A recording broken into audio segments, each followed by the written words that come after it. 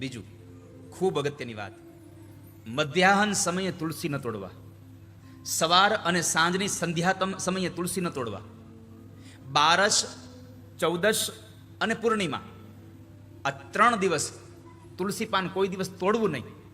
જે માણસ સંધ્યાના સમયે રાત્રે સૂતેલા કપડાં પહેર્યા પછી સવારમાં કપડાં બદલ્યા વગર જે માણસ તુલસી પત્ર તોડે એ માણસ અપવિત્ર બનીને તુલસીનો સ્પર્શ કરે, તુલસી પત્ર તોડે.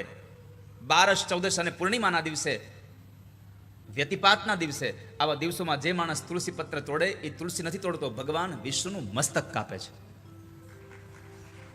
પરમાત્મા વિષ્ણુના મસ્તક કાપ્યા બરાબરનું પાપ ભોગવે છે. દ્વાદશના દિવસે માણસે તુલસી ન તોડવું જોઈએ.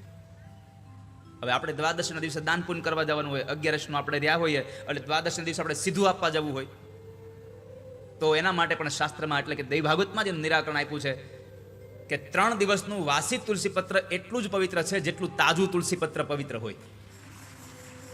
બીજું, તુલસી પત્રની મહિમા કેટલી.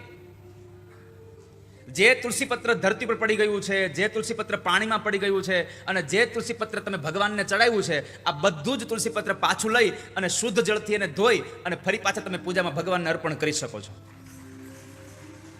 નહીં તો ઘણી વખત આપણે શાસ્ત્રોમાં લખ્યું છે કે નિર્માલ્ય વસ્તુ ફરી પાછી ભગવાનને ન ચડે. પણ તુલસી પત્ર એક એવું છે કે જેને તમે પરમાત્માને ચડાવ્યા પછી પાછું લઈ લો.